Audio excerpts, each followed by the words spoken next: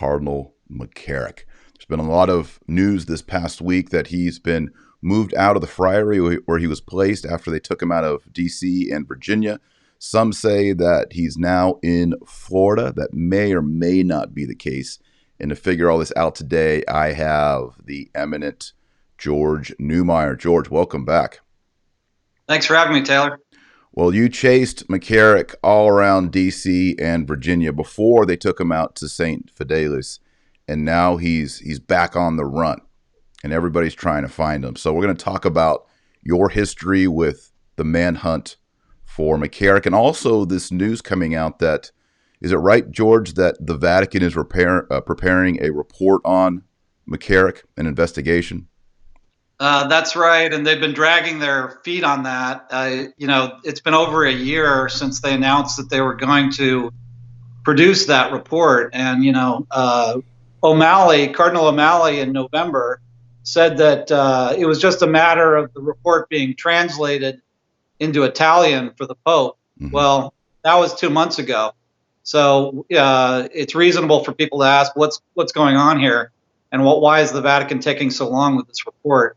It would appear that the reason is that they're trying to finesse the report in such a way that it doesn't implicate Pope Francis, who had been told by Archbishop Vigano about McCarrick's past as a predator. And so it looks like they're trying to word the report in such a way that Francis is let off the hook. All right, well, before we get into this, and also I think it relates maybe to the Papal Foundation. We can debate that and discuss that too. Before we jump into it, though, let us pray. I invite everybody out there across the world to join George and I in prayer. We'll pray the Our Father in Latin. In nomine Patris et Filii et Spiritus Sancti. Amen. Pater noster, qui es in celis, sanctificetur nomen tuum, adveniat regnum tuum, fiat voluntas tua sicut in cielo et in terra. Panem nostrum quotidianum da nobis hodie, et dimitte nobis debita nostra, sicut et nos dimittimus debitoribus nostris, ne nos inducas in tentationem, sed libera nos a malo. Amen. In nomine Patris et Filii et Spiritus Sancti. Amen. All right, George, so do you want to start with the current situation in the report that's being drawn up on McCarrick, or do you want to go back in time a little bit to when you were manhunting him across D.C.? I guess we could start with the what happened in D.C. Yeah, I like that too. That would have been. So when everything started coming out on the McCarrick thing, he disappeared, right? He was gone, and everyone was wondering, where is he? Was he going to be taken to Rome? Like law, what was going to happen? And so you hit the pavement, and what did you find back then? Yeah, I had a good source who gave me the address of a house that is owned by the Archdiocese of Washington, and it's a house that's worth about $1.2 million, and it was on the edge of American University Law School, and so just on the basis of that tip, I went over to the house and I knocked on the door, and the housemaid opened up the door, and I could look in and I could see these pictures of Wuerl and some other former bishops or archbishops from Washington, D.C. So I was sure that was the house that my tipster had been referring to. And so I took some video of the interior of the house. And the maid, she denied that McCarrick was there, but in fact, he was upstairs at the time that I was in the foyer of the house. And I know this because he was living with an auxiliary bishop named Mario Dorsonville, who had about 30 minutes after I entered the house, he came back and drove into the driveway. And I went up to him and I said, "Theodore McCarrick's in this house, right?" And he declined to answer the question, but just gave me this sort of shrug as if to say, yeah, he is in the house, but I can't tell you that. Right. And then about a half hour after that, Wuerl's communications director, Ed McFadden, came to the house to confront me basically, and to he claimed that he was going to escort the housekeeper to her car because she was so rattled by my visit. But the fact that the communications director came to the house was also proof that McCarrick was there. And then after all that happened, a day later, they moved McCarrick, I believe, to Virginia for a few days. And then they came back to that same house in Washington. And they had outside of the house this rent-a-cop 24/7. And they had him out in front of the house for days. And it was clearly an unsustainable situation. For one thing, it was immensely costly for the archdiocese to be providing security for McCarrick, 24/7. So it was a few weeks, I don't know how many weeks it was, 2 or 3 weeks after I discovered where the whereabouts of McCarrick, that they moved him to this priory in Kansas. And so all of this background, I think, is relevant to what's going on right now, because in all likelihood, McCarrick is not in one place. He's probably being moved around. So if he was in Florida, as some people believe, it's very possible that he's being moved right now to somewhere else. Yeah, from what you discovered last year, my guess is if he was in Florida, and both of us have a lot of, inside tips that he did go to Florida, he may not be there. In fact, I talked to someone yesterday who said that there's he has a lot of friends in Florida, and there's a lot of access to private jets in Florida. So if he wants to get somewhere or even leave the country, Florida is the obvious exit point. A lot of people go through New York and DC, but he'd be noticed there. So just get him down to Florida, put him on a private jet, scoot him out somewhere else. That's my thing. I think that's what really probably has happened here. And it's very possible that he's being sheltered not by a diocese, but by an individual priest. It would be very easy for an individual priest to shelter McCarrick, right? And that would give any diocese immunity from saying that we're sheltering McCarrick. They could say, no, we're not sheltering McCarrick. Some individual is sheltering him. Yeah, it gives them deniability. One way of getting around that. But also, as you discussed, I think with James Bryan at one point, where is McCarrick's money parked? It's parked in the Caribbean. It's parked in Turks and Caicos, and so I wouldn't put it past McCarrick to be in the Caribbean somewhere, or even on Turks and Caicos. Yeah, I've heard that the Cardinals have parked, including McCarrick. They park their money in the Caribbean and they park their money in Cuba. That's where it's at. So, yeah. So he might have offshore accounts. He may want to get to those. He might have evidence in safes. He might have, hard drives or CD-ROM or whatever. Especially if he's going to be, if the investigation's going to come out against him, it could open up more lawsuits. It could get really hairy. So he may just be, trying to protect himself, or it could be that the church is paying for all of his movement because they don't want reporters or people to get to him or see him. Right. Yeah. I don't know if you saw that Catholic News Agency analysis piece about why the Vatican is delaying the McCarrick report. I don't know if you saw that, but basically the bottom line or the subtext of the piece was that the Vatican doesn't want to give litigants any more ammunition against the church. And so basically to protect its own money, the church doesn't want to admit to any wrongdoing in connection with McCarrick, because that's just going to make it easier for people to sue the church. And so if that's the reason for the delay, then we're not going to see that report for, quite a long time, because these laws in New Jersey and New York, which open up a window for lawsuits for a year or so, I guess, without regard to the statute of limitation, we're not going to see that McCarrick report for a long time. Yeah. Yeah. Probably especially when you've got these major payout cases right now in New York. Just imagine, that they bring up to the into the court, they bring a papal Vatican document, right? I mean, Right. that Yeah. that that with an investigation of their findings. I mean, that kind of thing stands up in a court of law. Lawyers Right. would love to have something like that. It's Yeah. basically self admission, and Yeah. so that they're even going to release it surprises me. I thought the day would probably never come, and maybe it will never come, unless, like maybe said that they're going to use this in order to acquit Francis.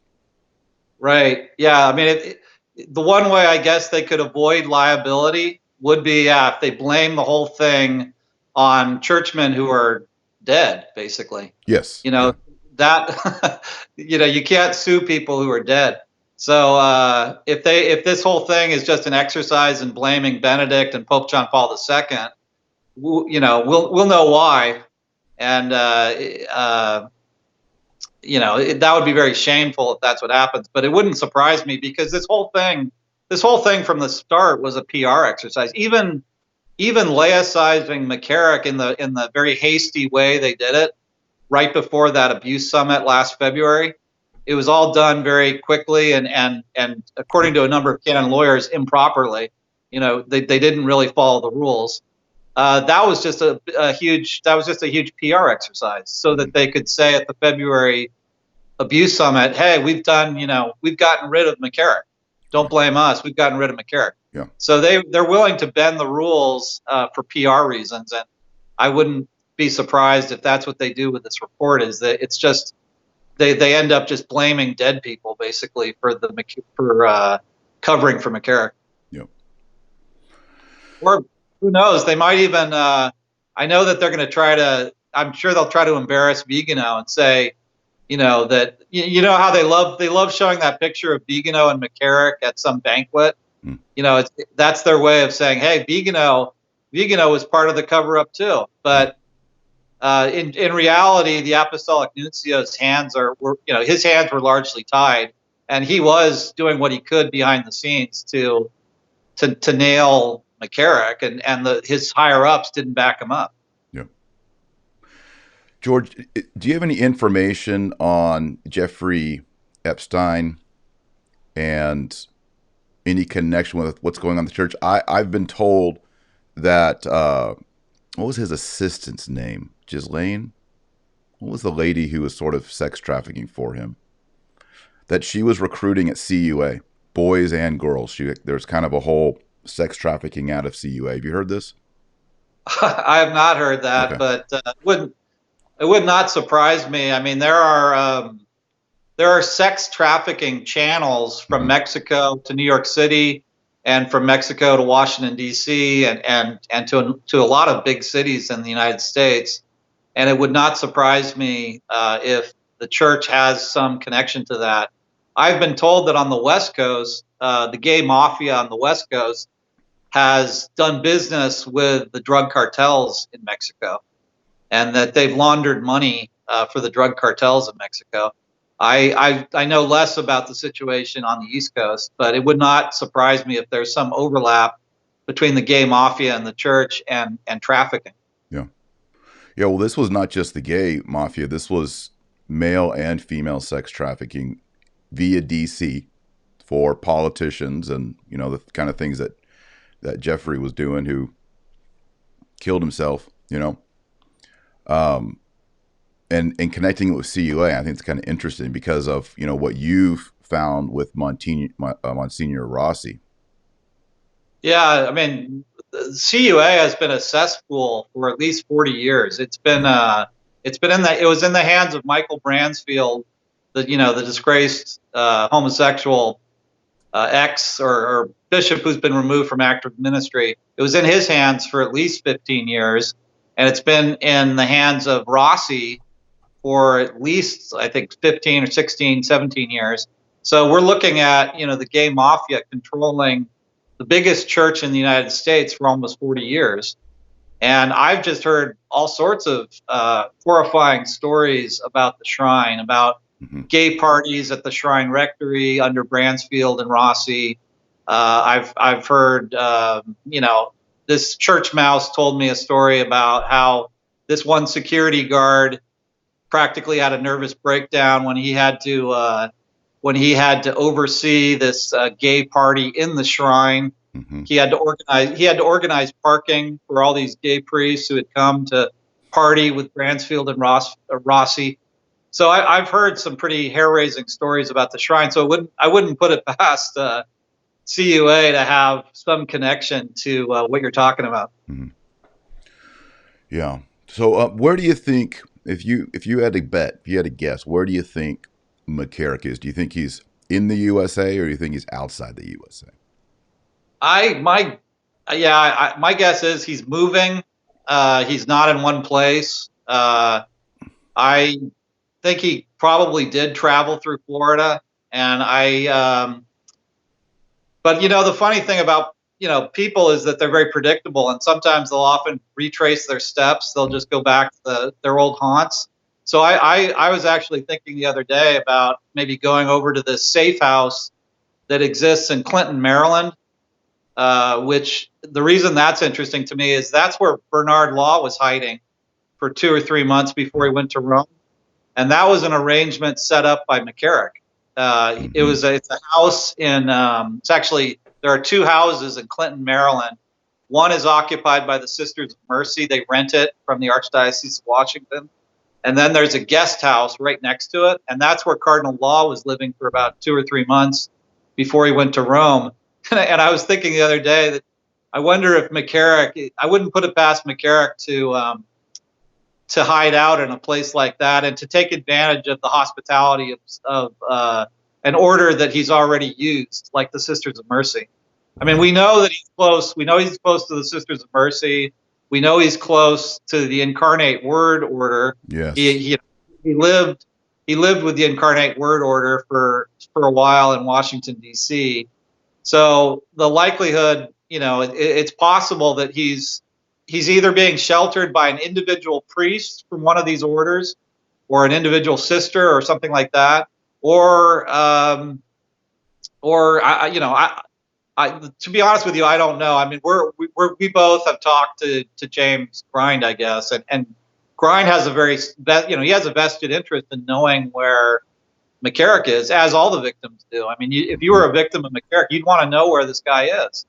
Yeah. And so, at any rate, I talked to Grind, and Grind was pretty confident that at least at some point McCarrick was in Florida this last week, and that's what I went off. But I'm guessing that he's on the move.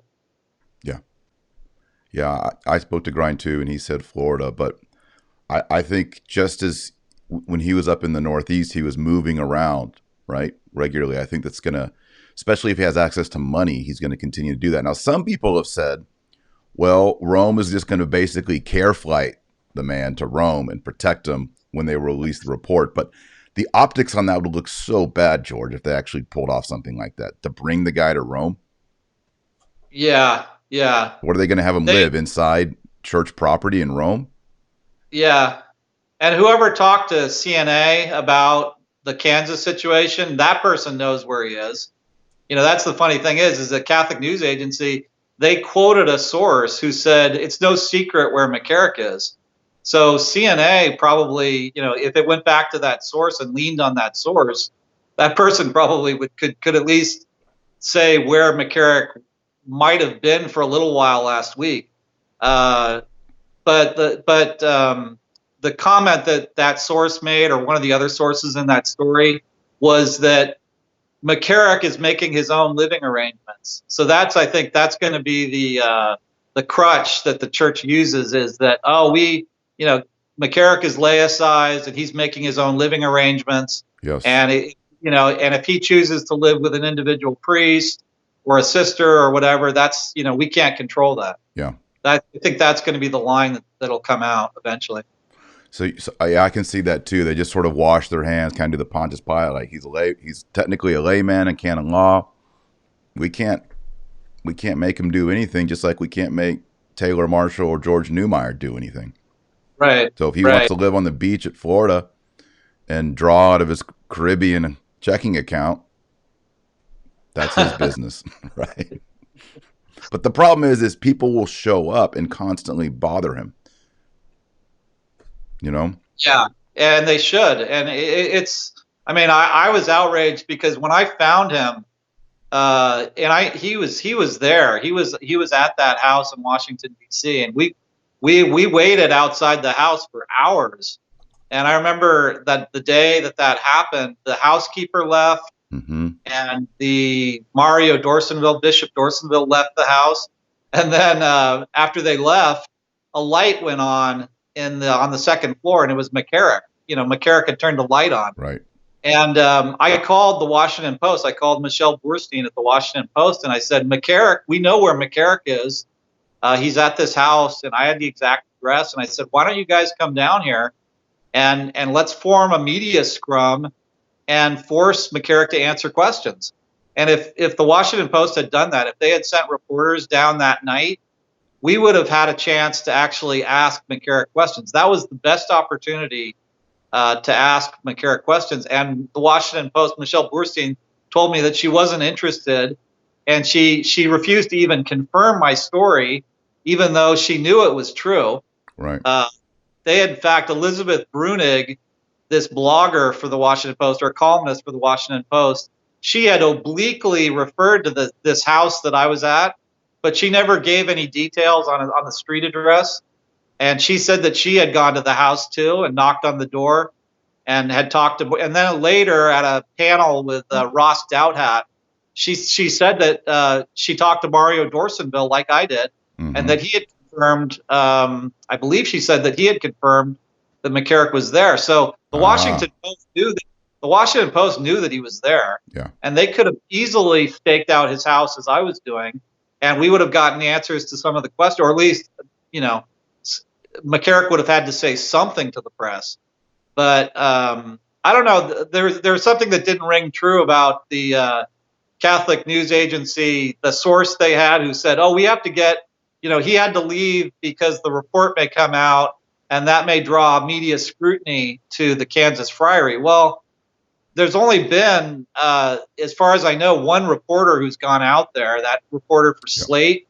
Yep. And McCarrick gave an interview to that person precisely because the person was a sympathetic liberal. Who ended up doing a story that tried to make Vigano look bad. Yeah. And she even let McCarrick say that Vigano was really the one that people should be going after because he's a right-wing troublemaker. She even let him insinuate that. Amazing. So there really was nobody was knocking on the door in Kansas. Basically, there were very few reporters knocking on the door in Kansas. So I don't know. There's something strange about this. We got it. He had to go because the report's about to come out. I don't quite believe that. Right. Now, what do you think about another?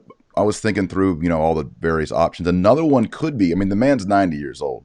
Another option here could be he's dying or he's very ill and he requires some sort of medical attention or surgery or chemo or anything like that. Do you think maybe the reason he's on the move is because of health reasons?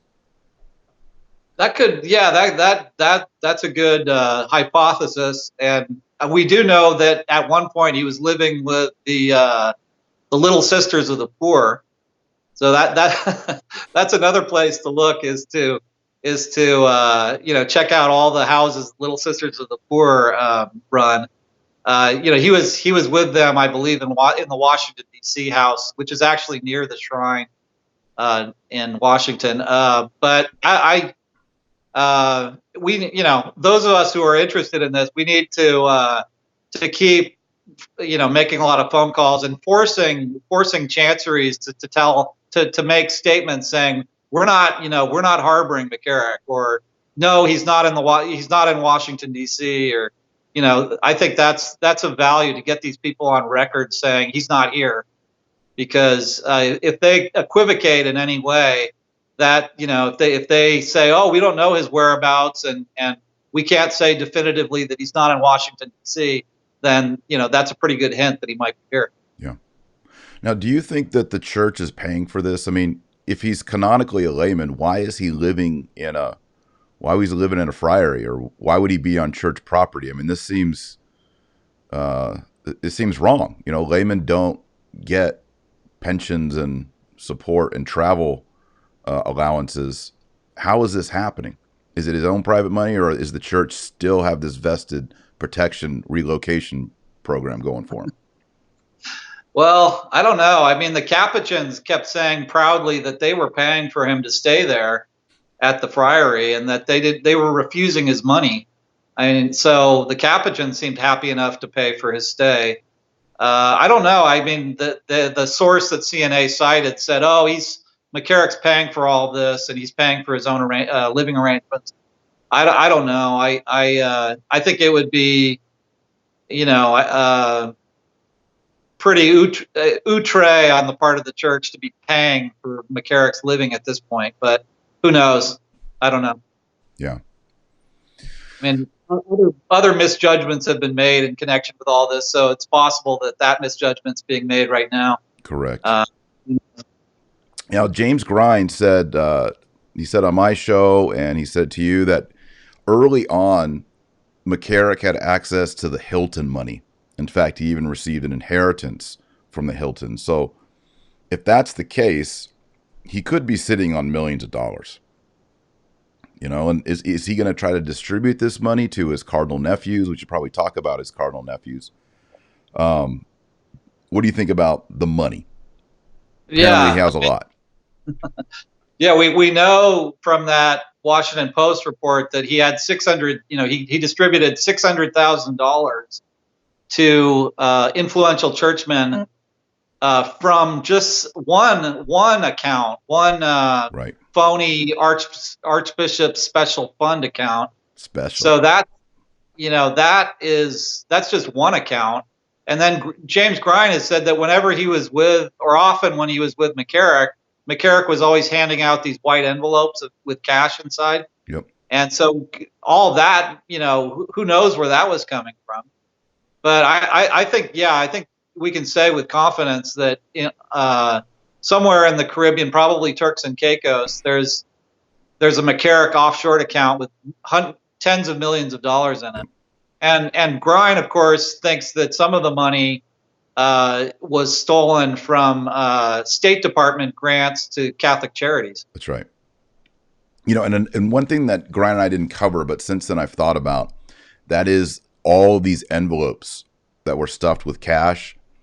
They were given to Jesuits in Rome for audiences with John Paul II. He said they were given to secular people. They were given to bishops, monsignors, cardinals, all that. To get that, I mean, you and I don't have piles of hundreds in our homes. No one does that, right? So in order to have access to this much free cash, it does suggest some form of laundering. The cardinal doesn't go down to the local Chevy Chase Bank or Wells Fargo and say, you know, I like $50,000 in 20s and hundreds, you know, and walk out with a suitcase, you know. So having this much access to just free cash for a cardinal of the church should raise eyebrows, and it does, to me, suggest that he's able to get cash in ways that we mere lay people, unless you're a criminal or a drug dealer or a pimp, you can't get your hands on this kind of money just out of your mattress. Right. And I think some of these guys like Bransfield, like it came out that Bransfield spent millions and millions of dollars on renovations to his house. And that money was coming from, was it coming from a crooked hospital that Bransfield oversaw? And it was coming from various accounts that were very murky. And I think a lot of these churchmen can convince themselves that whenever they fundraise, that they deserve like a finder's fee. Right. Like, and I get 19%. Yeah, when I found out that Worrell was living in this Embassy Row penthouse, and which probably cost like $14 million, something like that, which McCarrick, by the way, he started that. He occupied the Embassy Row penthouse before World did, and he made renovations to it. And God knows how much McCarrick and World spent on renovations to that penthouse. I bet it would rival the amount of money that Bransfield spent on his place in West Virginia. Right. But when I was looking at that and I was asking rich people in D.C. about that, one of this rich lady said to me, "What business is this of yours? World can raise money any way he wants for whatever purpose he wants." And she was basically saying, "Hey, we give the bishop money for his own personal, needs, and who are you to question that?" And I said to her, "Well, it's not his money; it's the church's money." Yeah. Donald Wuerl is not the owner of that Embassy Row penthouse; the church is. Right. And it's not his money that he was pouring hundreds of thousands of dollars into that place. He built a chapel without telling anybody, which Bransfield did, by the way. Bransfield built a chapel at his house in West Virginia, and Wuerl built a chapel at his Embassy Row penthouse without telling anybody.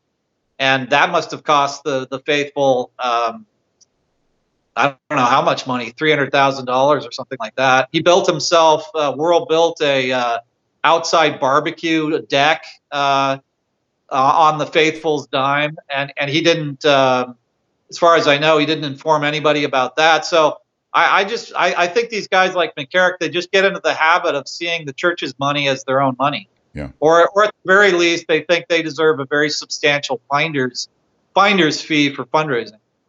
Yeah. Well, I mean, when you have your bros over, you got to have a barbecue zone, Got all the bros over, all the monsignors. But I remember when I was in Rome, at the same time that you were, I talked to this friend of mine who once had to escort McCarrick to his room at the North American College.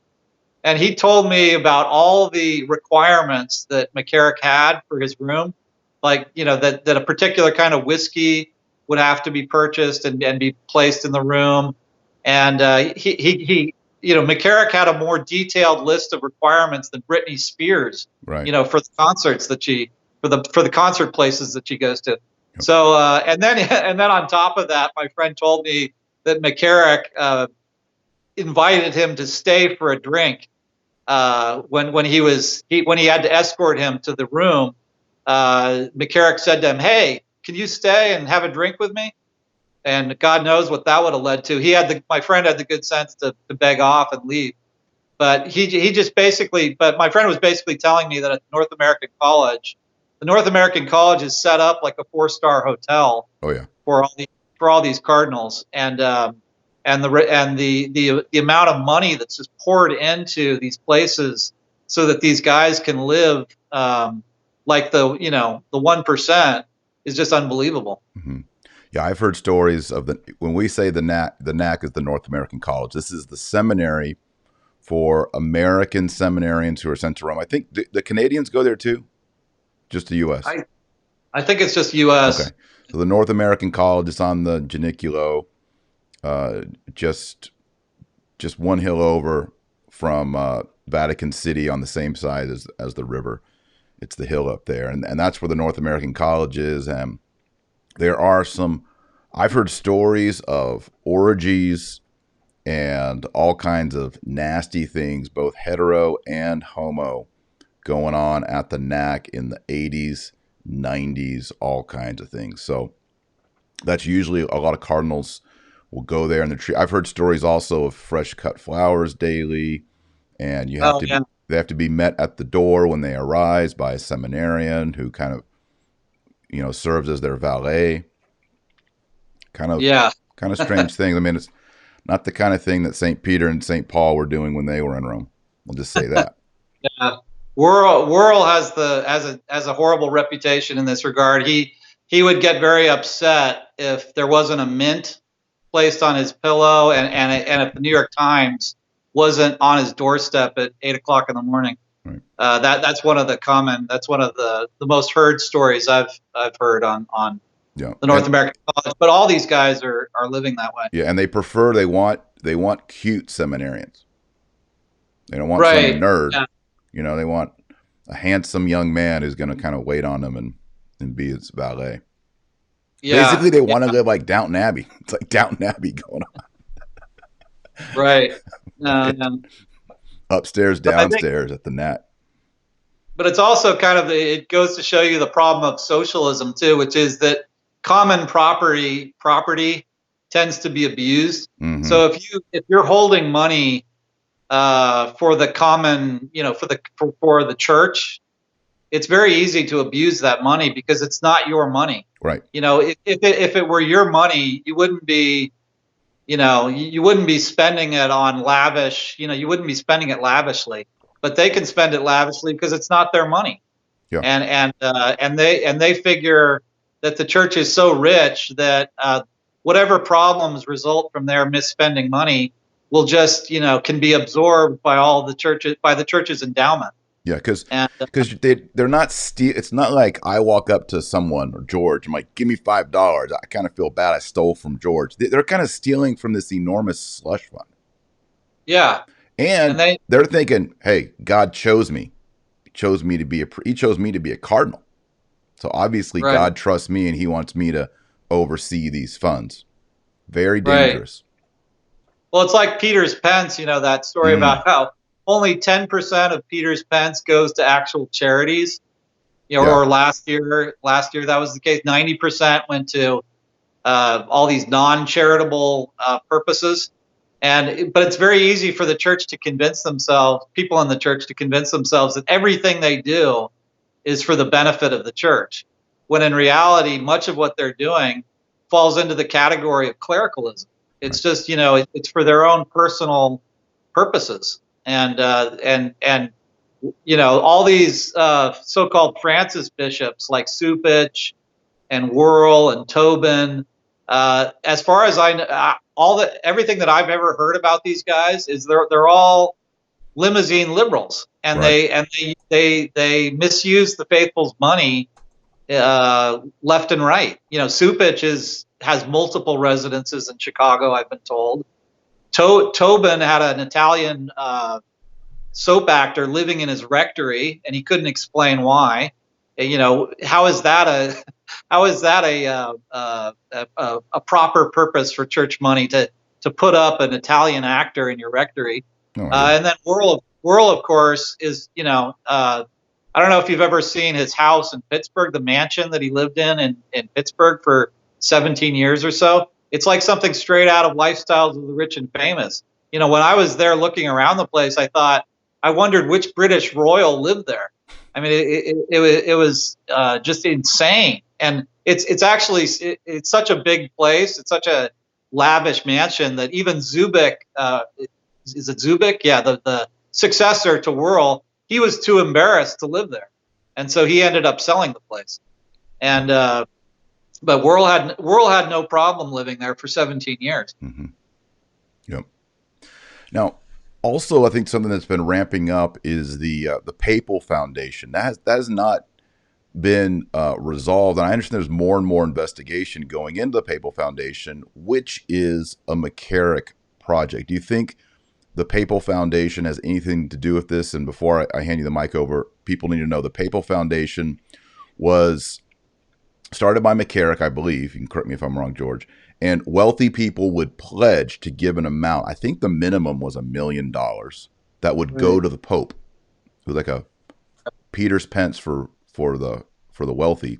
And then once a year, those who gave would go to Rome and they'd meet the Pope as a group, and they'd individually get to talk to the Pope. So it was, it's a pretty cool thing if you're a wealthy Catholic and you want to help the Pope, you believe in the papacy, help the Pope, meet the Pope and all that. However, there's been all these sketchy things and sketchy grants going on, and of course, it's all tied back to McCarrick. So have you any research or any updates on the Papal Foundation, and did I get anything wrong there? No, that's right. They give in order to be a member of it, you have to give $1 million to the Pope. Okay.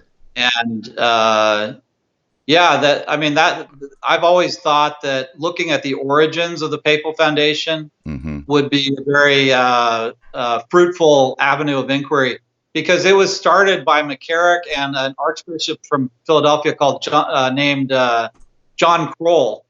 And it appears that Kroll and McCarrick decided that they needed a foundation with which to buy the Vatican's silence and the Vatican's Right. lack of scrutiny. And so they hit upon this idea of sending money over to the Vatican from millionaires in the United States. And all the irregularities connected to that, to what was it, $25 million that the Papal Foundation sent to Rome, and the donors thought it was for a hospital, but in fact it was just going to the Vatican, and then the Vatican used it to try to erase a bad loan that they had sent to that same hospital. I mean, all of that just screams out for a lawsuit against the church for fraud. Yep. And there was all sorts of fraud connected with the voting for that loan. You know, like McCarrick was arm twisting at a time when he was completely compromised and had no business even participating in the vote on the loan. And then Wuerl knew that. You know, Wuerl at the time knew that McCarrick should not have been participating in the voting on the loan, and yet he let him participate. And so there are all sorts of irregularities there that just cry out for a lawsuit. Yeah. So I mean, if in fact they were stealing money from the Papal Foundation, if it came out that Kroll and McCarrick were stealing money from it, or McCarrick was stealing money from it, that's another. I mean, that cries out for a massive lawsuit. I can't believe the Papal Foundation even still exists. Yeah. I mean, who would join that foundation at this point? You know, who would want to give money to the Vatican when it's been demonstrated so abundantly that it's misusing the money? Yep. I mean, where did that Peter Pence money go? It went to what you were talking about a few weeks ago, the Elton John biopic. You know, it went to a dubious apartment purchase in London. Yeah. So, you know, yeah, I mean, yeah. The interesting thing about the Papal Foundation is that it brings together a lot of things. It takes McCarrick, rich, powerful Americans, who many of them, I guarantee you, are not happy with how their money was being used, right? So you now have powerful people who can hire some good auditors and some good accountants and some good lawyers. And it also connects McCarrick and money in the channeling of money to the papacy and to the Vatican. That's why I think this story is so important. I think this needs to be pursued more, because here we have important high-level people, millionaires, Catholics, who have been taken advantage of by McCarrick, that whole red hat circle, and Rome, Vatican. So hopefully they've got their private investigators and their accountants and their auditors and their lawyers lined up, because if I'd been paying $1 million every year for 15 years and I thought I was helping the Pope, but in reality I was, funding whatever, stupid movies or apartments or loans, bad loans, I'd be pretty ticked. $1 million, nothing to sneeze at, even if you are a millionaire. Yeah, and I mean, the Peters Pence can be, all the people who gave money to Peters Pence, they can bring a lawsuit. Yeah. Given that their money did not go to the Pope's charitable charities, it went into the pockets of people like Paroline. Yeah. So it's pretty bad, and obviously McCarrick's going to pop up. He's not going to disappear forever. Right, and surely the FBI. I mean, the FBI has questioned McCarrick, or it should question McCarrick. I mean, if they're questioning members of the Papal Foundation, why wouldn't they question McCarrick? Yeah. Yeah. And they have multiple reasons to question McCarrick. I mean, right. He should be under. The government should have him under surveillance because he's so obviously and an uncaught criminal. Yeah. There are how many victims of McCarrick are there now? It's ridiculous how many victims are out there, and yet the guy has never been held accountable for anything. Yep. What if here's one I hadn't thought of before we ran tape today, but what if the reason McCarrick is on the run is because he's going to get Epstein? Maybe he's been tipped off he's going to get suicided. Like, is he in danger? He has a lot of enemies, and especially as enemies in the church. I guarantee you, Worrell and Supich don't want McCarrick running his mouth at all anywhere, writing down anything, releasing any thumb drives. Maybe he thought, I'm going to get killed here at the friary. I'm going on the run. Well, yeah, I think it's, people got mad at me for identifying where he was living in Washington, D.C., because they said, oh, you're going to subject this poor old man to vigilante justice. And I saw no evidence. I was calling around the night that I found him, and I said, why don't you guys come? I called some activists, and I said, why don't you guys come down here and organize a protest against McCarrick? Just come down here and protest in front of the window where he's staying. And nobody showed any, or very few people, with the exception of Church Militant, showed any interest in the fact that I had found out where McCarrick was staying. Right. So I think the probability of vigilante justice against McCarrick is probably pretty low. But what you're talking about, an inside job, that's much more likely, that somebody in the church who's afraid of what McCarrick would expose, they're much more likely to take him out. Yeah, I mean, what if McCarrick has a photo album? And they've got parties in the Caribbean, and you see Cardinal so-and-so here and Monsignor so-and-so here and all that. They want that kind of thing. Because, Jeffrey Epstein, he had all kind of hard drives and dirt on Clintons and all kinds of powerful people like that. And look what happened to him. Right. And I think what you said about Cuba is interesting because, I have heard that's a story that I've heard, is that a lot of mischief runs through Cuba. Yep. And we should keep in mind that McCarrick was the president of the Catholic University in Puerto Rico for several years.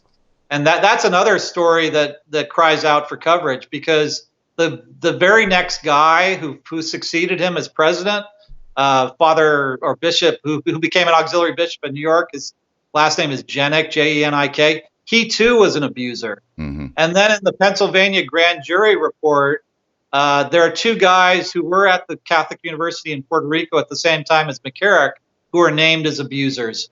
So it's very likely that the Catholic University in Puerto Rico during McCarrick's years became a kind of stop on the underground railroad of perversion in the church, which runs through Cuba, because Cuba, talk about trafficking.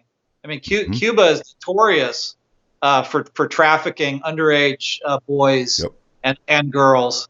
And a lot of priests, I think, go to Cuba for that purpose. They also go to the Philippines for that purpose. You've probably heard stories about the Philippines, that the Philippines is a place where parents will pimp out their children for money from church officials. Church officials can give a family, $1,000, and the family will cough up one of the sons to the churchman who gave them the money. That's a very common story out there. It's horrible. And so, McCarrick was this globetrotter for the church. He'd go to Saudi Arabia. He spent a suspiciously large amount of time in the Middle East, in Saudi Arabia, where there are no laws against pederasty and against pedophilia. And then he spent a suspiciously large amount of time in Southeast Asia and in China. And, he was part of no doubt he played some nefarious role in selling out the church in China. Absolutely. So,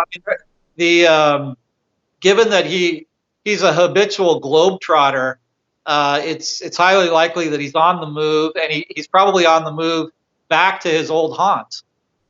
And he could be in the Caribbean. He could be in Florida for a while and then taking off to the Caribbean. I don't know, but I think he's on the move. Yeah, I do too. I would not be surprised at all if he was spotted in Puerto Rico, Cuba, Caribbean, Virgin Islands, someplace like that.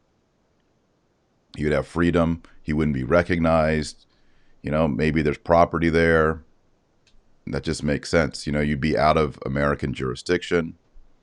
He might. There might be some report of a lawsuit against him, and he just wants to get out. And maybe he's thinking, I'm 90. I've got less than 5 years left. I got this much money. I'm gonna go to this beach and just be left alone, and hopefully no one finds me.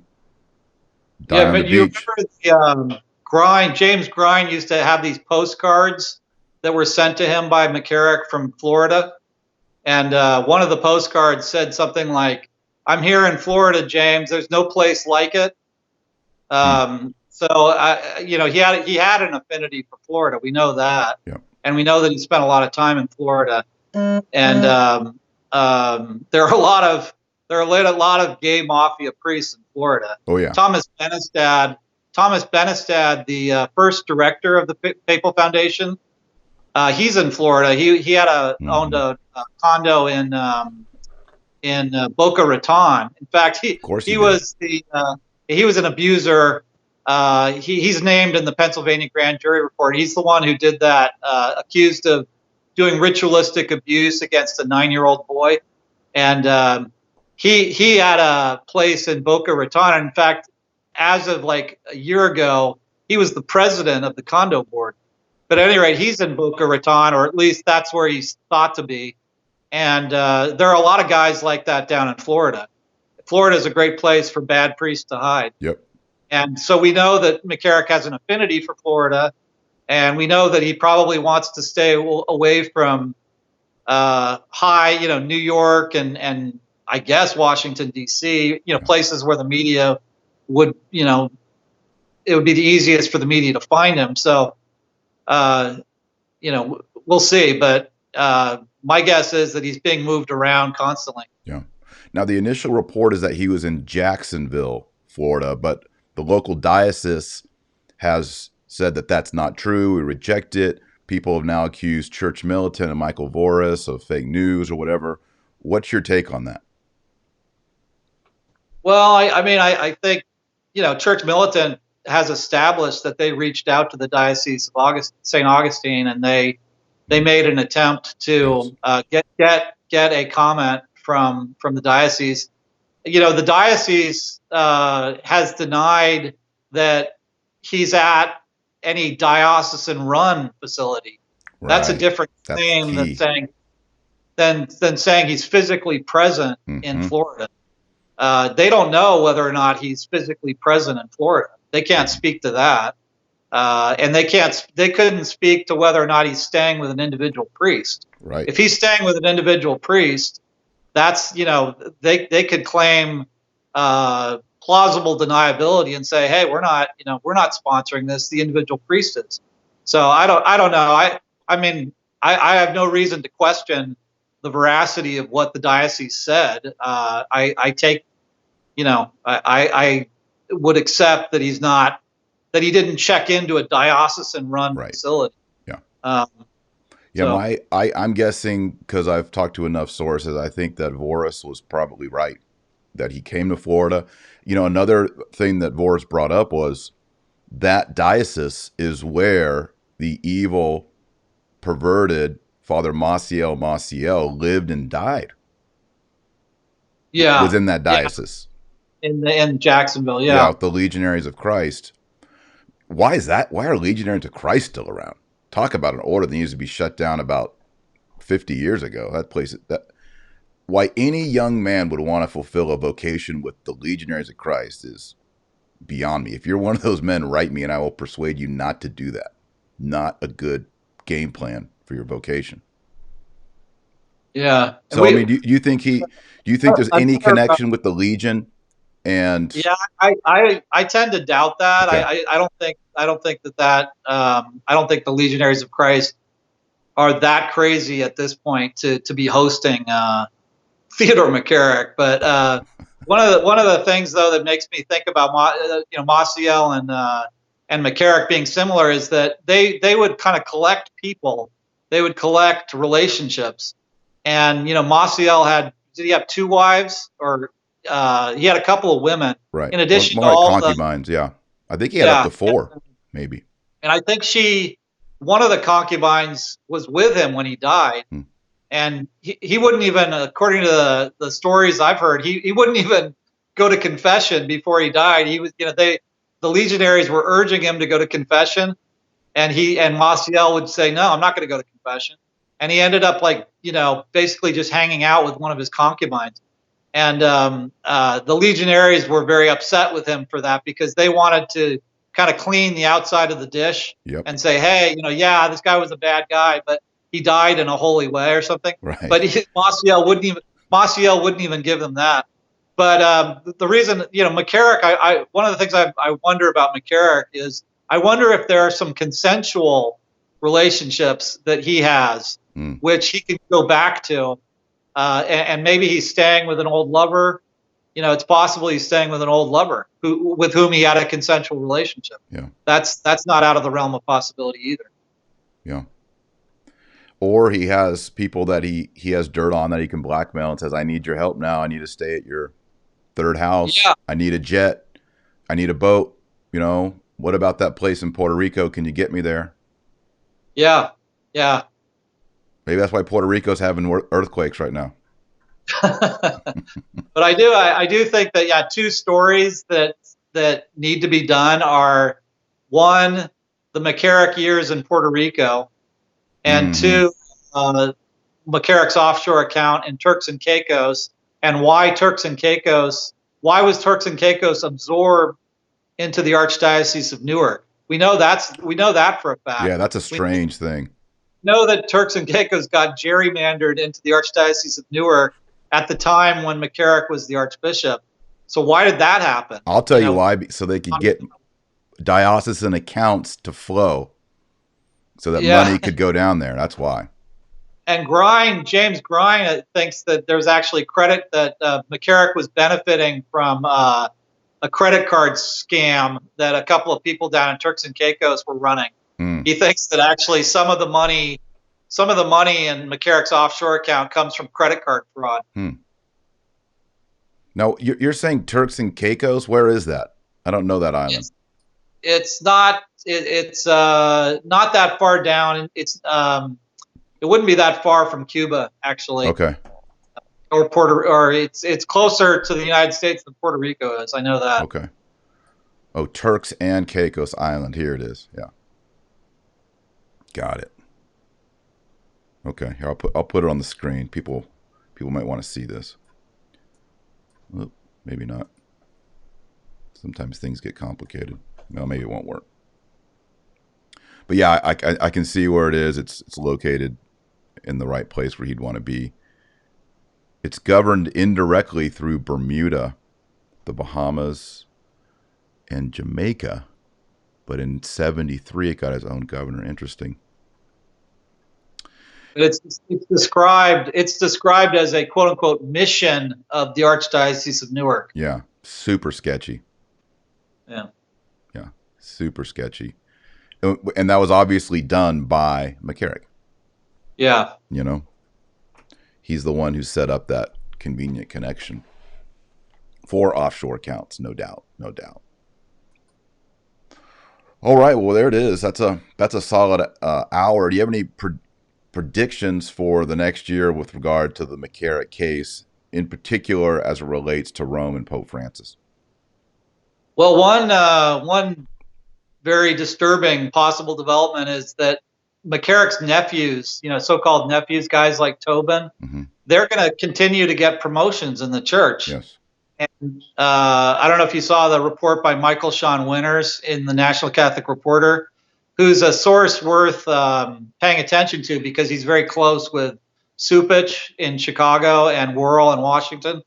I remember seeing the 3 of them going out to a steakhouse in Baltimore together. But at any rate, it's very well known that Michael Sean Winters is a stenographer basically for Supich and Worrell. So at any rate, in this recent report, he in effect says that Tobin is going to be added to the Congregation of Bishops at some point this year. That'd be bad. Which or he said either Tobin or Kevin Farrell. And Kevin Farrell is the former roommate of Cardinal McCarrick's. He lived with McCarrick for 5 years in Washington, D.C. Yep. So that report indicates that the McCarrick nephews, Supich and Farrell, and Supich and Tobin, are going to be the two primary bishop makers in the United States over the next, God knows how many years. Guys, and everyone out there, it's about to get so much worse. It's about to get so much worse. We're going to get, my prediction is that we're going to get more McElroys, more McElroy types. All day long. Whoever gets Philadelphia has to be filled. And it's in all likelihood that, the person who gets Philadelphia is going to be an uber Francis liberal, who's then given, once he gets in there, he'll be given a red hat. Chaput was denied a red hat, but the next time Philadelphia will get one. And it's going to be somebody cut from the same cloth as Tobin, Supich, McElroy, those guys. And so that would be my prediction for the coming year, is that Uncle Ted's nephews are going to still, they're going to continue rising in the church. Yep. And, I think we already talked about this, but Kevin Farrell is the Camerlengo for the next conclave. And the Camerlengo is the primary person responsible for overseeing the conclave. Yeah. And Farrell is undoubtedly a part of the game. Yeah. And Farrell will be the referee for the voting of the successor of Pope Francis. Yeah. So it's reality. Well, I guess we'll close up there, and I want to leave because this has been a discouraging, especially as we've closed up here about the future. I want everyone to be reminded as we move into the new year, being Catholic, being a disciple of Jesus Christ, isn't about all these evil Judas priests, Judas bishops, and Judas cardinals. You can't focus on that, because if you do, you're going to get depressed, discouraged, lose your faith, all kinds of things. Just this happens to people. What you must do is, more than any time in your life, you must get deep in your faith and know Christ. You got to start reading the scriptures. You got to start studying traditional theology. You need to find good priests. You need to go, for me, traditional Latin Mass, pray the rosary every day. We need to reroot ourselves in tradition. I lost George. Maybe he'll come back. We need to root ourselves in Catholic tradition. This is how you keep joy, how you keep peace, and how you get through all of this. Because I'm telling you, these external trappings on the church, these cardinals, and even things in the Vatican, it's going to get worse. It's going to get more embarrassing for you as a Catholic. George dropped his computer. You still there, George? I'm here. Okay. So we lost you, but you're back. That's good. So I just want to give you a little bit of encouragement that the Lord Jesus Christ, our Savior, has a plan for you. He has a plan out of this. It's just going to take a long time. It's not going to be fixed. And just because if Pope Francis dies next week and they elect a new guy, it's still going to be bad. Barring a miracle and divine, God interjecting into the world and choosing the right cardinal, whatever, we've got a long trek. Wouldn't you say, George?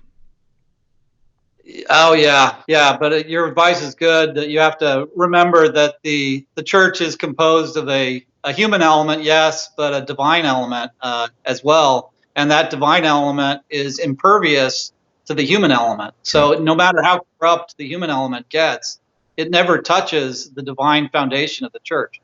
Yeah, that's right. So, we need to know about these things. We need to learn about them. We need to be able to discuss them with people who are anti-Catholic, Protestants, discuss them with people who are wanting to leave Catholicism because of these things. So we have to be aware. We have to be educated. That's why the work that George does is so important. And that's why I support George. But that right there has to sometimes, all the time, be bracketed. And you have to focus on what it means to be a follower of Jesus Christ. What does it mean to be a Catholic? How do I receive the Eucharist? Am I in a state of grace? Do I need to go to confession? How much time am I spending a day reading the Bible or praying? Or am I doing the rosary? Am I getting slothful and lazy? This daily examine of your conscience needs to be happening. Otherwise, you're just not going to make it. It's very discouraging. on the surface level, the trappings. It's very discouraging. So you really got to dig down deep and find Christ, adore him, know him, grow in him. Otherwise, you're going to wither up. So, just a reminder, pray the rosary every day. That's key. She is the quickest and easiest and fastest way to our Lord. So make sure you're praying the rosary every day. If you're not on the team. Support George.